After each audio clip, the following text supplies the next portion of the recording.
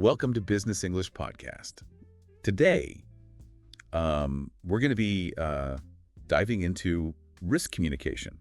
It's a crucial skill. Yeah. But it's not always easy. Yeah, it really isn't. We'll be exploring how to frame risks effectively, how to, handle those tricky pronunciations. Right. And even navigate those cultural differences. Yeah. Sometimes those invisible differences that can make or break a conversation. Oh, absolutely. Yeah. It's one thing to understand the risks themselves, but getting people to listen and actually understand and act, that's a whole other challenge. Totally. And that's what we're going to unpack today. And we're going to be using a professional English podcast episode as our guide.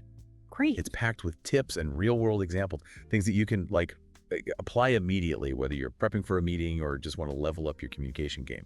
Absolutely. The insights from this episode are valuable for anyone. Yeah. Because let's face it, communicating about risk is something we all have to do. At some point, yeah. At some point. Okay, let's get started. The episode kicks off with this idea of the risk communication triangle. Have you heard of this before? Yes, I have. It's a fantastic way to visualize. Yeah. You need to strike the right balance when you communicate risk, right? Yeah. You don't want to sugarcoat things and pretend everything's fine. Right. But you also don't want to, yell that the sky is falling. Right. Right. So it's about finding that sweet spot. Yeah. Where you're being realistic, honest, Yeah. but not sending everyone into panic. Exactly. And the way you frame that risk plays a huge role in how people perceive it. Yeah, for sure. And the podcast gave a great example. Instead of saying, the project might fail, Right. which sounds, kind of negative. Pretty doom and gloom. Yeah. You could say something like, we've identified 3 key risk factors that could impact our project timeline. It just sounds more proactive, right? Yes, definitely. Yeah. And it shifts the focus. Yeah. It subtly shifts the focus from, potential failure Right. to identifying and addressing. It's like you're already on top of it. Right. It's almost like you're in control, right? Yeah. By acknowledging the risks and you're inviting problem solving. Exactly. And that brings us to kind of a fascinating psychological element Hi. that the podcast highlighted. Yeah. And it's how we frame a risk. Uh-huh. The specific words we use, Yeah. they can actually trigger different reactions. Yeah, totally. They talked about how even presenting the same statistical risk in different ways can have a big impact. Remember that example? 20% chance of project delay. Yes. Yeah.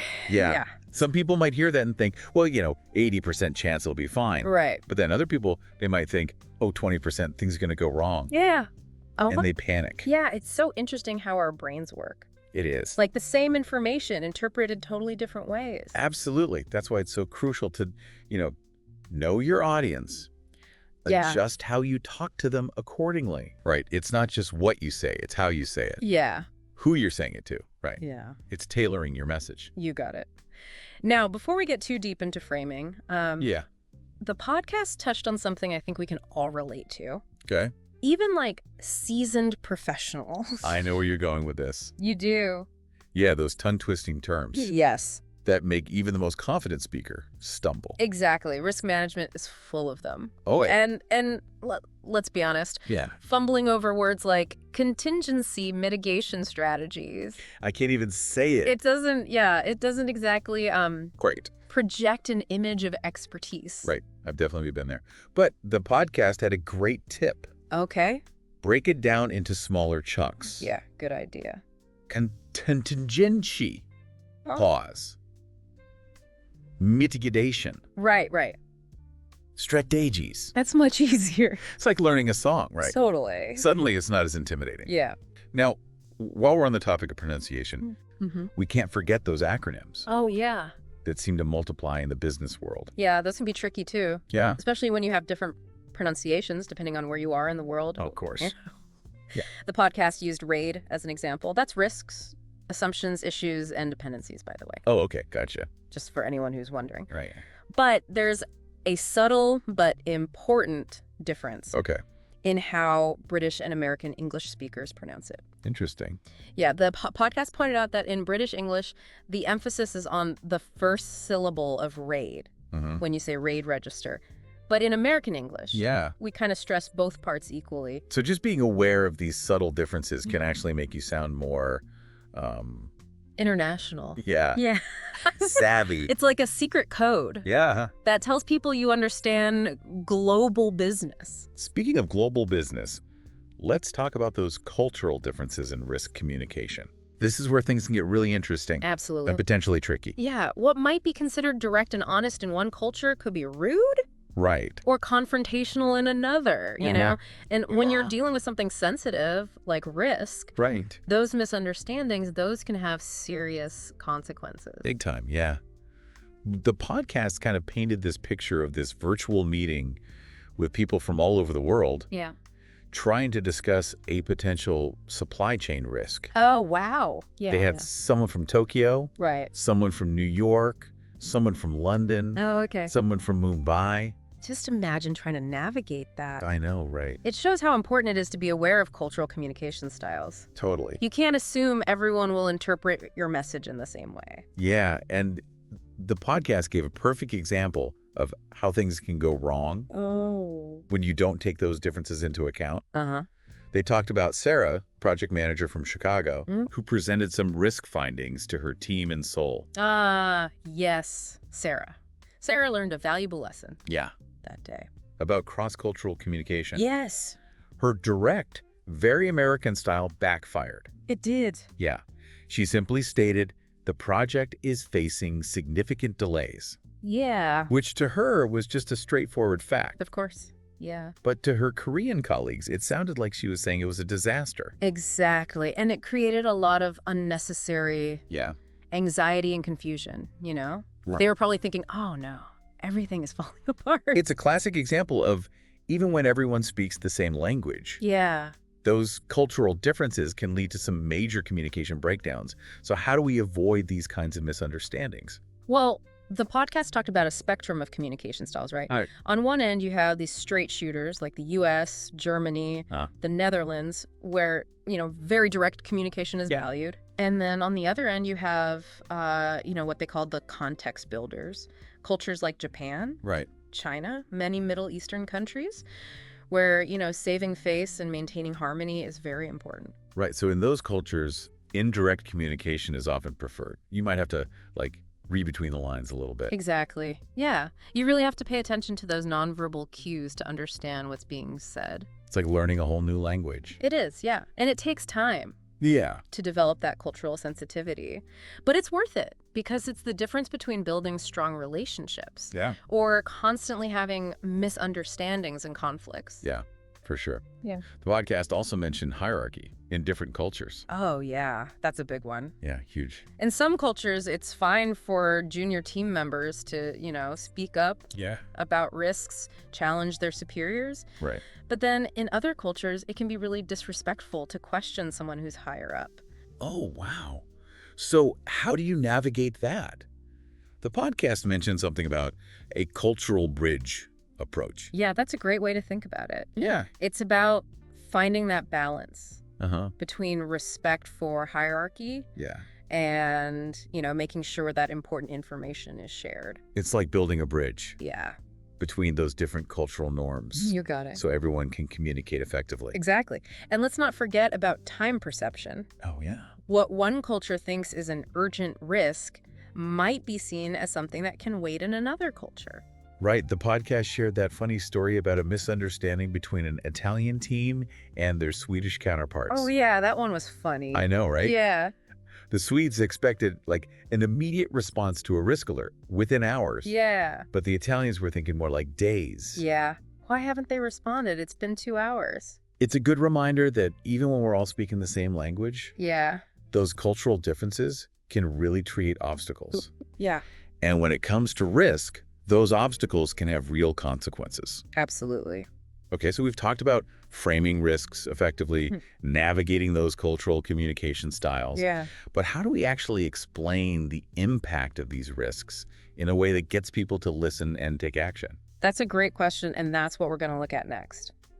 It's one thing to, you know, identify a risk, but it's another to make people really understand the consequences if it actually happens. Yeah, right. That's where impact storytelling comes in. Impact storytelling. Okay. Yeah. I like the sound of that already. Yeah. Sounds a lot more engaging than, just throwing a bunch of statistics at people. Exactly. It's about painting a picture. What could happen? Use vivid language and concrete examples to make the risk feel real. Yeah. I get that. Make it relatable. The podcast called this the quantitative confidence framework. Yeah. And they said it's all about hard data. Yes. Yeah. To build that credibility. Exactly. Data is key. Yeah. So instead of just saying, this could be a big problem, you might say, our analysis shows there's a 35% chance of a 3-week delay, which could impact our Q4 deliverables by about $200,000. Ooh, yeah. That's You see. That definitely has more impact. It does. It doesn't sound like you're just speculating. Right, because you're backing it up with real numbers. Yeah. Potential financial consequences. And it's important to remember that different stakeholders are going to be interested in different aspects of the impact. Of course, A yes. CFO might be laser focused on the money part, right? Yeah, the financial implications. Yeah. But a COO might be more concerned about how it disrupts operations. That's right. You need to tailor your message You do. to resonate with each stakeholder. You got it. The podcast actually had a visual for this. Okay. The triple impact pyramid. Okay. Imagine a pyramid with 3 levels. Okay, I'm picturing it. At the base, you have the immediate consequence of the risk. Okay, what's on the next level? The middle level represents kind of the downstream effects. How that initial impact kind of ripples outwards. Right, okay. Affects other areas. Gotcha, so at the top. The top level is the long-term strategic implications. Okay, so you're not just saying, hey, this bad thing might happen. Right. You're showing how it could potentially impact the entire organization. Exactly. And by connecting that risk to the company's goals, you're making it much more relevant and urgent for senior leaders. The podcast also mentioned time sensitivity. Oh, that's important. Yeah. Our brains naturally process information differently depending on the time frame. Right. A risk that might impact us next week feels a lot more urgent than a risk that might not happen for years. That makes sense. So how do we communicate that urgency without sounding like we're constantly crying wolf? Well, one technique they suggested is time-bound impact anchoring. So instead of just vaguely saying that a risk could affect the project, you might say, by this time next month, we could start seeing these consequences if we don't act now. Oh, yeah. Like setting a deadline. Exactly. That always gets my attention. It makes the risk feel more tangible. Yeah. Immediate. Another powerful technique they highlighted is comparative impact analysis. Comparative impact analysis. I'm intrigued. I knew you would be. What is that? It's about comparing the potential impact of this current risk to something familiar, something your audience can understand. So, for example, you might say, this risk has twice the potential impact of our supply chain disruption in 2024. Oh, so you're giving context. Yeah. And perspective. Exactly. Okay, so they immediately understand because you're relating it to something they've already experienced. Exactly. It helps them assess the significance of the risk. Okay, so we've talked about framing the risk effectively, explaining the impact in a way that gets people's attention. Yeah. But what about solutions? Oh, good point. Identifying a risk is only half the battle, right? You're absolutely right. We need to be able to present solutions effectively in a way that inspires confidence, motivates action. Yeah, for sure. And this, believe it or not, is where a lot of people stumble. Really? They get so caught up in the problem that they forget to present a solution. It's like that old saying, right? Don't come to me with problems, come to me with solutions. Exactly. And that's where the podcast really shines. They call this the solution hero phase. Solution hero. I like that. I like where this is going. It's about transforming from the bearer of bad news into a strategic problem solver, the person who not only identifies the risk, but also guides the team towards the solution. To a solution. Okay, so how do we become solution heroes? What's the secret? It all starts with framing, just like with the risks themselves. Okay, so how do we frame solutions effectively? Give me the inside scoop. Okay. The podcast introduced a framework called DAPE. Context, alternatives, priorities, and execution. KP. Okay, I can remember that. Yeah. So it's about setting the stage. Why is this solution needed? Yeah. And then present a few options. Yes. Not just one. And then you need to prioritize those options. Okay. Explain why you recommend one over the other based on, the company's needs, the budget, and all that. Makes sense. And then finally, execution. You outline the steps involved, timelines, resources. So it's a structured approach to help present those solutions Exactly. in a logical way, Yeah, persuasive way. you got it.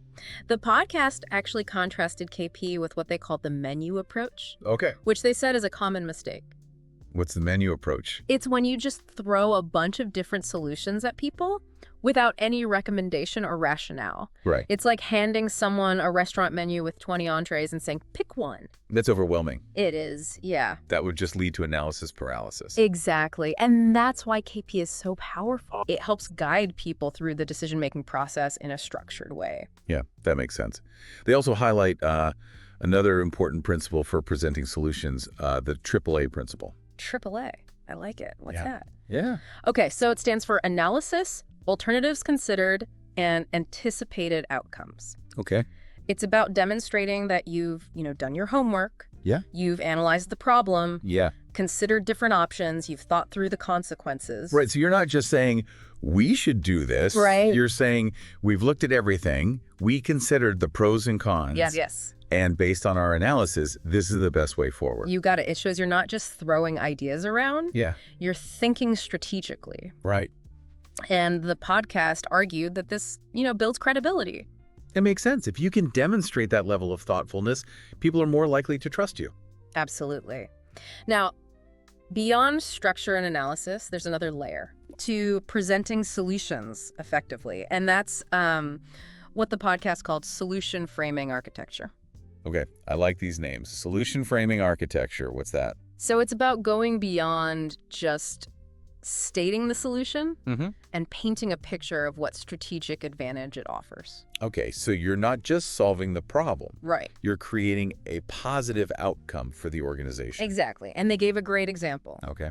Instead of saying, we need to implement new software, you might say, by implementing this automated risk monitoring system, we're not just solving our current visibility issues, we're getting ahead of upcoming regulatory changes, and we're reducing our long-term compliance costs by an estimated 40%. Wow. That's a lot more compelling. Yeah. You're not just presenting a technical solution, you're presenting a strategic advantage. Exactly. And that's what gets people excited. Yeah, I could see that. That's what motivates them to say, yes, let's do this. And the podcast mentions something about cost, like when you're discussing the cost of the solution and the value velocity principle. Oh, yes. That's a good one. What does that mean? So you need to focus on how quickly the solution will generate value, not just on the initial cost. So instead of saying this is going to cost $100,000, Right. you might say it'll start generating returns within 60 days. Exactly. And we'll achieve ROI within 6 months or something like that. You're shifting the focus from the upfront cost to the long-term value. Yeah, that's a great way to make it more appealing, especially if there's a big investment up front. Exactly. And when it comes to communicating timelines, the podcast had this fantastic tip. Okay. Milestone momentum mapping. Milestone momentum mapping. Okay, what is that? It's a way to make timelines more engaging, less daunting. Instead of just saying, this is how long it's going to take, you break down the implementation process into these exciting milestones, like chapters in a story. Oh, I see. So you might say something like, by week 4, we'll have our early warning systems in place. By week 8, we'll see those efficiency gains. And by week 12, we'll have fully automated risk monitoring. Exactly. You're creating a sense of progress and momentum. Right. Which can be really motivating. And when it comes to resources, the podcast talked about what they called the resource revolution approach. Oh, yes. A revolution. Right? What is that? It's about being creative with how you leverage your existing resources to implement the solution. So instead of always asking for more money, more people, you look at how to reallocate resources. Cross-train team members, find a new way to get it done. So instead of saying we need 3 more developers and 2 analysts, you might say by reallocating 20% of our developers' time and upskilling a couple of analysts, we can implement this with minimal additional resources. Precisely. And it shows that you're being resourceful, responsible, which can be a really powerful message, especially today. Yeah, absolutely. It also demonstrates that you're thinking outside the box, right? Yes. Finding those creative solutions. Exactly. And that brings us to another important element of solution framing. Okay. Future-proof framing. Future-proof framing. So we're talking about like More than just solving the problem at hand. That's right. It's about positioning the solution in a way that shows its long-term value. Okay, so you're not just fixing the bug. Right. You're creating a competitive advantage. Exactly. For example, you might say, this risk mitigation strategy not only addresses our immediate supply chain vulnerabilities, it also positions us to capitalize on new market opportunities over the next 18 to 24 months. Oh, so you're highlighting how this solves today's problem. Right. But also prepares the organization for future success. Exactly. And when you can connect your solution to company's vision, you're more likely to get buy-in from senior leaders. For sure. For sure. Now, before we move on, the podcast mentioned something called legacy impact statement. Ah, yes. What is that? So this is a powerful way to kind of conclude your solution presentation by highlighting the lasting positive impact it's going to have on the organization, right? So you're not just addressing those current challenges, you're building a better organization for the future. So you might say something like, by implementing this framework, we're not just solving problems, we're creating an adaptable organization that can handle any challenge. Exactly. You're connecting your solution to the organization's mission and values. So we've covered a lot of ground. We have. In terms of presenting solutions. Yeah. But once we have those solutions, how do we make sure they're documented in a way that's clear, accessible, it actually leads to action? That's a great question. That's what we'll explore next. So that brings us to documentation. Right. A lot of people see this as just a boring paper trail, but the podcast suggests that it can be a really powerful tool. Okay, yeah. How so? Well, it's all about how you approach it. The podcast calls this living documentation. Living documentation. So like, it's not just a static record. Exactly, yeah. It's a dynamic tool that can guide actions, decisions. That's a great way to put it. Yeah. And the podcast actually shared this story about a project manager who totally changed how her team communicated about risk. Oh, yeah. Yeah, using something called the CLEAR method. CLEAR method, okay. Yeah. Tell me more about that. So CLEAR stands for concise, linked, executable, accessible, and retrievable. Think about those typical risk reports. Yeah. Long, jargon-filled, right? Oh, I've seen them. It's impossible to find what you need. You can't find anything. They just end up buried in a shared folder somewhere, never to be seen again. Exactly. Right. But this project manager, she created these documents. Oh, okay. They were the opposite. They were concise, easy to understand, easy to find information. That makes so much sense. If you want people to actually use the documentation, it needs to be easy to use. Exactly. And she didn't stop there. She also paid attention to how she structured her emails. Oh, okay. Because, I mean, a lot of important communication about risk happens over email. Oh, yeah. Email is still king. So what did she do? So she used what the podcast called the action header format. Okay. So instead of like a generic subject line, project update or something like that, she would write something like risk alert, supply chain disruption action required by 15.000 GM. Wow. Okay. That definitely gets your attention. There's no mistaking what that email is about. Exactly. And then she used a simple but effective structure for the email body. The triple S structure. Triple S. Okay, I'm liking all these S's. I know, right? What's that? Okay, so triple S stands for situation, stakes, and steps. Okay. First, describe the situation. Okay. Then you outline what's at stake if the risk isn't addressed. And finally, outline the steps. It's like a recipe for effective communication. Exactly. Now, the podcast also highlighted the dreaded meeting minutes. Oh, yeah, those. How can we make those more than just a, passive record of what was said? Oh, right. I've seen so many meeting minutes that just get filed away and never looked at again. I know. It's sad. But the podcast challenges us to think of them as more than just a formality. Yeah. They can actually be a powerful tool. Oh, interesting. To get things done. Yeah. So how do we turn those boring minutes into something that actually drives action? Well, the podcast called it strategic documentation architecture. Okay. It's about framing the minutes in a way that shows decisions, assigned actions, potential implications, so people can quickly see what needs to happen. Okay, so instead of saying like, the team discussed supplier risks, you might write, team identified 3 critical supplier vulnerabilities with potential $2 million quarterly impact. Actions assigned to Maria and John for immediate mitigation planning. something like that. Exactly. Yeah, suddenly those minutes become an action plan. Right.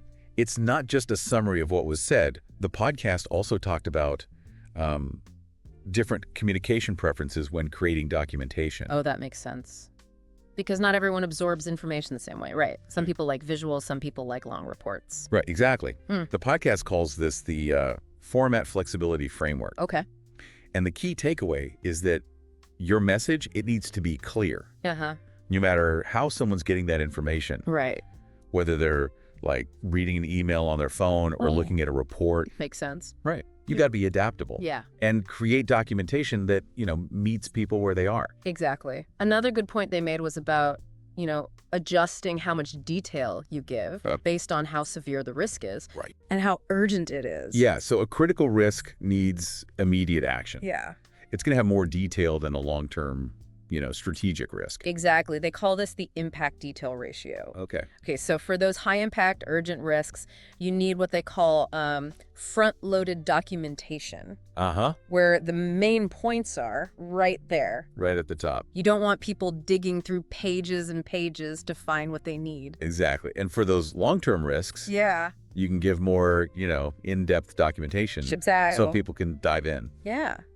And that brings us to another interesting concept. Forward link documentation. Okay. They're saying that we should create documentation that not only, records what happened, but also anticipates future actions. Oh, I see. So it's like you're creating like a roadmap almost. Exactly. For like how to handle similar risks in the future. Exactly. You're turning documentation from a passive record into a tool for planning. That's really smart. And speaking of planning, the podcast had a tip for making sure everyone understands escalation procedure. Oh, yeah. They called it the escalation clarity matrix. Escalation clarity matrix. It's about, getting rid of those vague statements like escalate if necessary. Right. You want to create specific triggers for escalation so everyone's on the same page. Okay, yeah. So you might say escalate to senior management if 1, the financial impact exceeds $500,000, 2, the project delay is more than 2 weeks, or 3, there's likely to be media attention. Exactly. You remove the ambiguity. Yeah, no more guessing games. Everybody knows when and how to escalate. It helps ensure a more consistent response. Right? Exactly. And then finally, they talked about legacy-proof documentation. Legacy proof. That sounds interesting. So it's about giving enough context so that anyone reading the documentation, in the future, understands not just what happened, but why those decisions were made. Think about it. Someone might find your risk documentation like 5 years from now. Right. And they're going to need to know why you did what you did. Exactly. So you're documenting for the present and the future. Right. Okay. So we've talked about documenting risks. Let's talk about the language we use to communicate these risks to different stakeholders. Yeah, good point. This is where things can get really interesting. The podcast calls this speaking stakeholder. Okay, and they say that every level in an organization kind of speaks its own language. Oh, wow. When it comes to risk communication. So what works for your team might not work when you're talking to the board. Exactly. They told a story about a risk manager Okay. who completely bombed a board meeting because she used the same technical language she used with her engineering team. Oh, no. Yeah, it's a classic mistake. You get so used to the jargon, you forget to, simplify it. Yeah, that's where the stakeholder language matrix comes in. Okay. It's about matching your message to the specific concerns and the communication style of each stakeholder group. So if you're communicating with senior executives, you have to speak their language. You do. C-suite executives, they care about the big picture, the strategic impact, financial implications. Okay. They don't need all the technical details. Right. So instead of saying, we've identified a technical vulnerability in our cloud infrastructure, Right. you might say, our analysis shows a 25% risk of a service disruption that could affect Q3 revenue by about $2.5 million. Exactly. You're translating it Yeah. into business impact. And that's what they care about, right? Exactly. That's what they understand. Now, when you're communicating with, your peers, The podcast suggests using collaborative risk framing. Collaborative risk framing. I like the sound of that. Yeah, so it's about having those risk discussions where you present them as shared challenges that you can solve together as a team. Yeah, teamwork. Exactly, yeah. So instead of just presenting your own assessment, you invite others to share their perspective, work together to find the solutions. So you might say, based on what we're seeing, in our departments, this could affect both of our Q4 targets. I'd love to hear your thoughts. Exactly. On how we can work together. Yes. It's much more collaborative. Yeah. It's not just, here's the problem, you fix it. Right. It's more like, we have a shared challenge, let's work together. Exactly. And then they introduced the Stakeholder Perspective Pyramid. Okay, the Stakeholder Perspective Pyramid. Tell me more. Okay, so imagine a pyramid with 3 levels. I'm picturing it. At the top, you have your board-level stakeholders. Okay. They need the big picture, the strategic overview. The podcast calls this the strategic impact story. Big picture for the board. Got it. Right. Okay, so what about the next level down? Okay, so the middle level, that's where you'll find, your department heads, key decision makers. They need more detail than the board, but they're still focused on how this risk is going to affect their operations. Right. They call this the operational impact narrative. Okay, so you're giving them enough to understand the potential consequences for their department and what actions they need to take. Exactly. And then at the bottom of the pyramid, you have your individual team members. Okay. They need those technical impact details. They need to know how this risk is affecting their day-to-day work. So you got to be able to shift. You do. Between those different levels. Yeah. Depending on who you're talking to. Exactly. And it's not just about how much detail, it's also about the words you use. Oh, yeah. That resonate with each stakeholder group. The podcast gave an example, right? Yes. How a skilled communicator would change their language when talking to different departments. Yeah. Like with finance, they'd focus on ROI, risk-adjusted returns. Right. But with operations, it's all about process impacts and efficiency. Exactly. And then for legal, you'd highlight compliance and liability. They're all about understanding your audience. Yeah, and speaking their language, right? Yeah, exactly. Yeah, it's like being a communication chameleon. And prevailing, I love it. Yeah, the podcast also introduced a tool called the Stakeholder Solution Canvas. Stakeholder Solution Canvas, what's that? So it's a tool that you can use to get ready for any big risk communication. Okay. You basically create a profile for each stakeholder group. Gotcha. And you outline their main concerns, how they like to communicate, and what motivates them to take action. So it's like creating a custom communication plan. Exactly.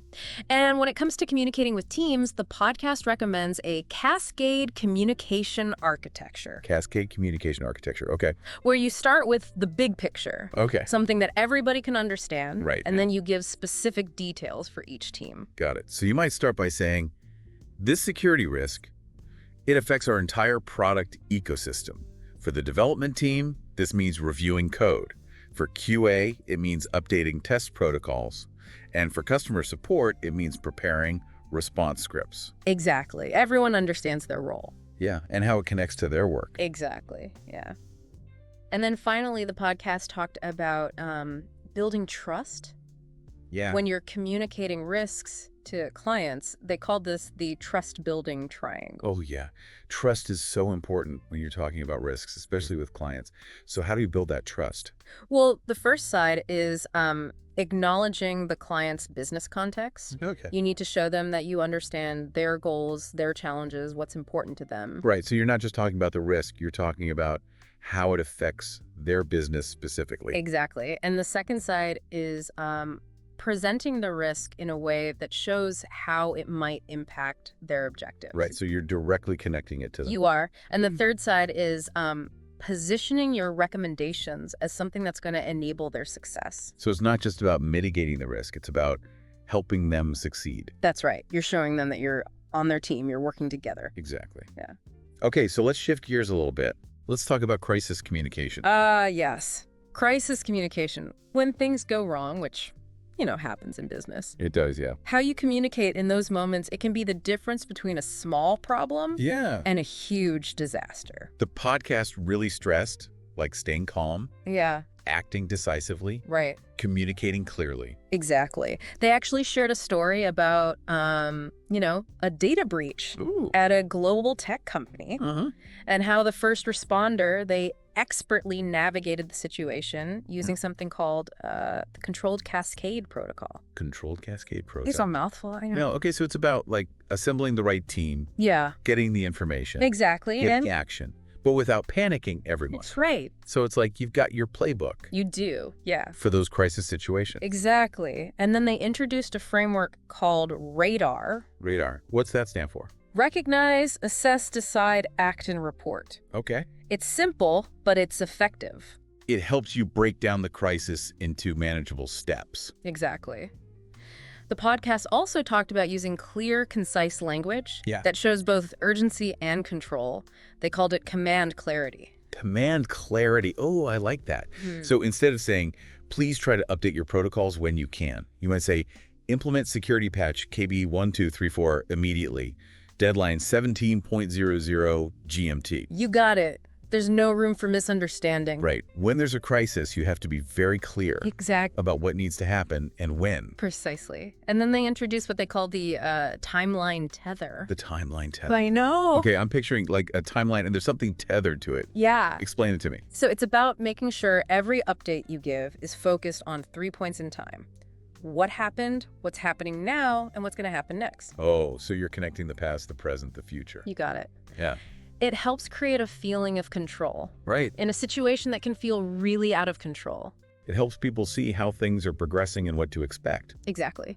They also talked about how to explain the, ripple effects of a crisis using something called the impact clarity chain. Impact clarity chain. All right. Lay it on me. So it's about showing how the initial impact might trigger other things. Okay. It helps people understand the full picture. So if the initial impact is a payment processing delay, you might say, okay, well, that's going to lead to a bunch of calls from customers. Exactly, yeah. Maybe we need to post something on social media to address their concern. You got it. You're showing that chain reaction so people can get ready. Right. It's like a map. Yeah. Of the potential damage so people can see where the risks are. Exactly. And then they talked about communicating recovery plans. Okay. They had a cool name for this. They called it the Phoenix Protocol. The Phoenix Protocol. I love it. I know, right? What is that? It's about explaining that journey back to, normal. Okay. You break down the recovery into clear phases. Okay. With timelines, milestones, so that you can build confidence. Oh, so you might say something like, Phase 1, containment complete. Phase 2, system restoration in progress, 65% complete. Phase 3, enhanced monitoring deployment planned for 18-point Hole GMT. Exactly. It gives people a sense that things are moving forward. Right. It's much better than just saying we're working on it. Exactly. Okay. Yeah. And finally, they emphasized confidence anchoring. Oh, that's crucial in a crisis. Yeah. How do you do that? Well, it's about very clearly saying what you know, what you're doing. Okay. And what you've done to prevent things from getting worse. It's about projecting competence and control. Right. Which is really important to maintain trust. Totally. When things are uncertain. So you might say, we found where the breach happened, implemented protocols, and we've prevented data loss. Next steps are in motion. You got it. You're reassuring people that you're handling it, that things are under control. Okay. So we covered crisis communication. Let's move on to our last topic. Regulatory compliance language. Ah, yes. Compliance. Not always the most fun topic, but important. It is. And the podcast actually says that compliance communication, it doesn't have to be boring. It could actually be a story. Oh, I love that idea. It's not a burden, it's a strategic advantage. Exactly. And they shared a story about a compliance officer who was like struggling to get his team on board with these new data protection regulations. He was giving them all this legal jargon. Right. And they were just like tuning out. Yeah, I've been there. It's hard to make compliance exciting. I know, right? But this guy, he had this brilliant idea. Oh, what was it? He created something called the compliance story arc. The compliance story arc. So instead of presenting these regulations as just a long list of rules, he turned it into like a journey. Okay, yeah. With a beginning, middle, and end. That's much better. Right. It's like turning a textbook into an adventure story. Exactly. The podcast also introduced a framework for, simplifying that compliance terminology. Okay. It's called the translation triangle. The translation triangle. So tell me more about this triangle. So it's about taking all that, like, legal language and making it simple. Okay. Okay. So you explain, what does the regulation say? Yeah. What does it mean for us, for our business? Right. And then what actions do we need to take to comply? Oh, okay. So you're going from the jargon to the impact to the actions. Exactly. They also highlighted audit communication and how to frame it positively. Oh, interesting. They called this audit narrative architecture. Okay. Audit narrative architecture. How do you make audits less scary? It's about changing how we think about it. So instead of, like, compliance is just a checklist, you present it as a way to, improve the business, mitigate risks, right? Maybe even gain an advantage over your competitors. So you might say, okay, this quarter's compliance updates, they're not just to keep us on the right side of the law, they're also to make us more efficient. Yeah. Help us streamline our operations. That's a good way to look at it. Right. Turning a burden into a positive thing. I like that. It's inspiring. The podcast also mentioned the compliance clarity cascade. Compliance clarity cascade. When explaining those legal requirements. How does that work? Okay. So it's a 3-step process. You start with why. Okay. Why is this regulation important? What's the opportunity or the risk? Okay. Then you move to the what does this regulation actually require? Right. And then you end with the how. Okay. How do we actually do this? It makes it feel more purposeful. Yeah. Less random. And then they had this this thing called the Compliance Champion Framework. The Compliance Champion Framework? What's that about? Okay, so it's about positioning compliance as a strength and opportunity. You're creating a culture where people are like, yeah, compliance makes us better. Right. It's not just following the rules. So you might say something like, these new procedures, they're not just to keep us compliant, they also make us more efficient, more trusted, more competitive. Exactly. You're reframing it as a positive force. Yeah. For growth. I like that. And innovation. They also had this great tip for making regulatory updates a little more fun. Okay. They called it the regulatory roadmap narrative. Regulatory roadmap narrative. All right, let's hear it. Okay, so you break down those complex regulatory changes into chapters. Okay. Like a story. So instead of sending a long, boring document, right, you might present it as like a series of strategic chapters. Exactly. Yeah. So you might have Chapter 1, understanding the new landscape. Chapter 2, our competitive advantage. Okay. Chapter 3, implementation journey. And then Chapter 4, market leadership position. I love that. It's a story of progress and opportunity. Exactly. And lastly, they emphasize the importance of using, language that's specific to your audience. Right. Just like with risk communication in general. Yeah. You got to tailor the message. Yeah. To who you're talking to. So for the board, you might focus on strategic advantage and risk mitigation. Yeah. For operations, you might focus on efficiency and how to implement it. Yeah. And for sales, you might highlight market opportunities. It's all about speaking their language. It is. And showing them how compliance is a good thing. That's a great way to wrap up this deep dive. We've covered so much today. From framing risks, crafting solutions, to mastering documentation, navigating the complexities of stakeholder communication. I know, it's been quite a journey. It has. Through the world of risk communication. It has. We've explored a whole bunch of frameworks and techniques that can help you communicate more effectively. And remember, these skills aren't just about avoiding problems. They're about building trust, creating opportunities, and leading your organization towards, a brighter future. If you like this episode, be sure to subscribe to our podcast. Yes, and don't forget to like, share, and leave a comment. We love hearing your thoughts and your challenges with risk communication. Thank you for joining us. Until next time, stay curious and keep those communication skills sharp.